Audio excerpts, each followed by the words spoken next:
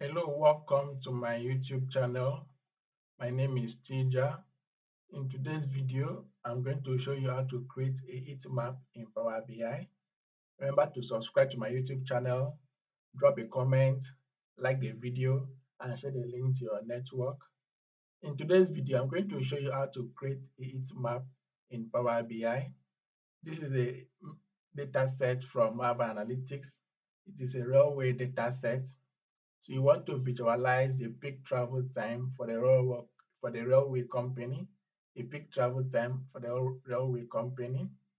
So first of all, we need to drag our departure time to our Canva, drag it to our Canva. So I'll adjust this.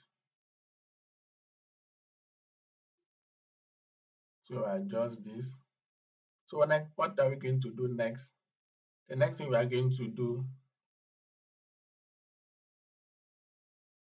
we are going to go to Power Query. So come to Power Query. So you want to change the peak travel time, the column. So we want to change the column, the data type in that column. I want to change the time to start of hour.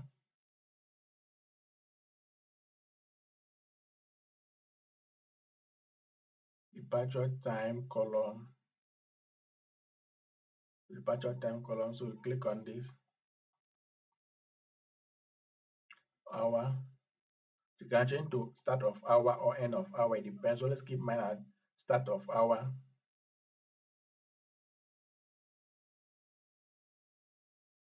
So I have it at start of hour. So we close and load back to Power BI.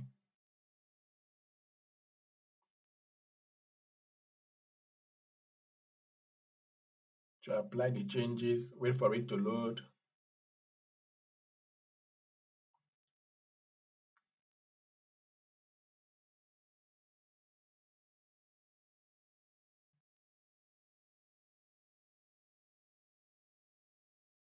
So once that is done, we need to change this table to metrics so we can carry out our visualization. We need to change it to a metrics.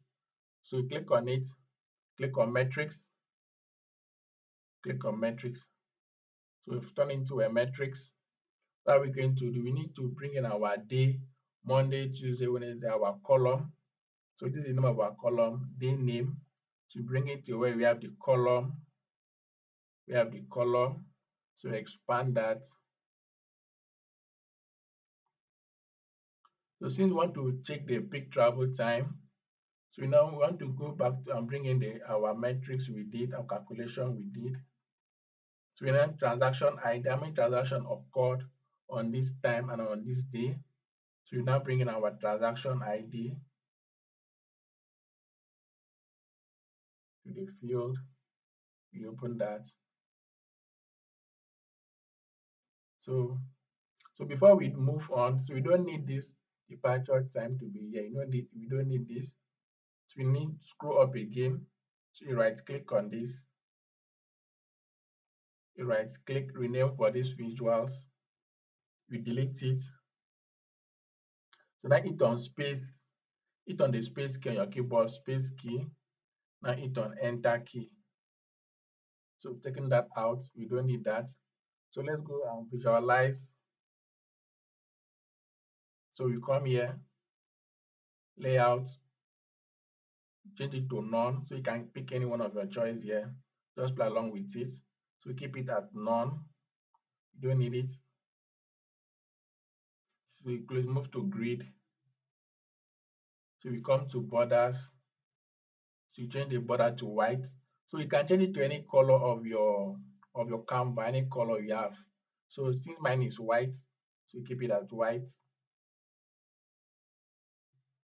So we change our border. You can see no borders. So you move down to visual values. You can change the fonts to any font of your choice. You can pick any font here. So I go with this. Move down again. Column headers.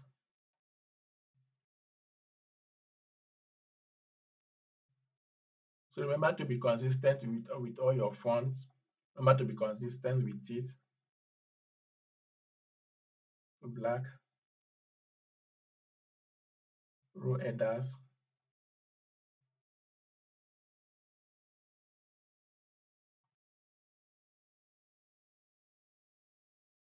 change it to black. So we are almost done. So let's visualize it now. Go to cell elements. So we on our background color, we on it. Look at it. So we have visualized our peak travel time. You can as well leave it like this. If the color you're using is blue, you can as well leave it like this. But if the color you're not using is blue, it's another color. So you can come here to pick on your color, click on the conditional formatting, click on it. Because the lowest value should be white, lowest value should be white. Click on white. So that white should be the color of your canvas, right? The color of your canvas. Since the color of my canvas here is white, so I'm keeping it at white. I come to this blue. I go with this color. So I click on OK. So we finally have it there. So we come to the font. We're done for the background. I come with the font. Turn the font. So I want the font to be black, not white. So the font is blue, so you can't see clearly. So I want the font to be black, so I click on it. Come to the conditional formatting. Lowest value, give me black color for the lowest value.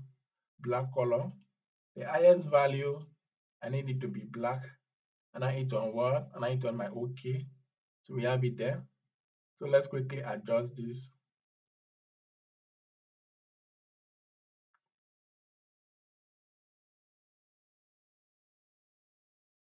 So let's quickly adjust that. So next thing we are going to do, we are going to bring in our chart. So quickly bring in our bar chart. We bring it here.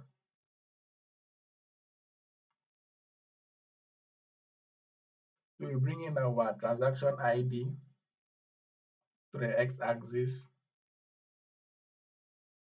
We now bring in our departure time to the y-axis. So we adjust the chart. So quickly do some formatting. The y-axis, you don't need the title, you don't need the values. So go to x-axis, same thing, you don't need the title, you don't need the values. So now go to the bars. So we click on this and go with our colors. This is our color, go with that. So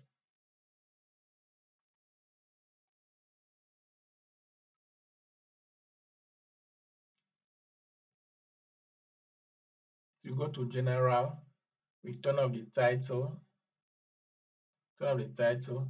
effect, we turn off background effect.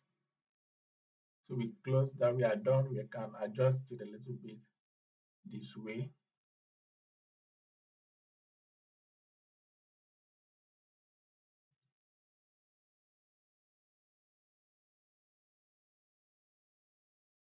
So we have it there. The next thing we are going to do, for the month. So since we have for the day rather, since we have our chart for the time, so let's do for the day. So this is optional. So let's bring this down. Let's bring this down here. So remember to remove the background. Remember to remove the background of your Heatmap. So click on it. You come to general, effect, no background. So we close it, you don't have the background. So I remove background for our Heatmap.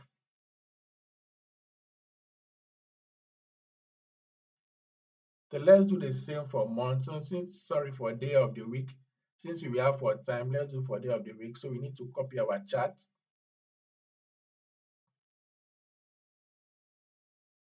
Control C, Control V, we copy it. So we need to change the chart to column chart. We need to change the column chart. So we take away the departure time from the x-axis. We take away the departure time from the x-axis. We now bring in what? Now bring in month. So we now bring in day. So we now bring in name of day. So now bring in this is our day column. Now bring it down here. So we have that. So we now open it, adjust it a little bit, and open it. So this is optional. So if you like, you can do it. So it depends on what the insight you're trying to bring out.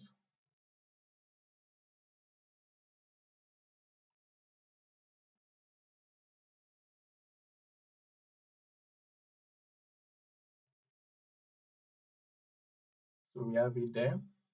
So that's how to do your heat map in Power BI.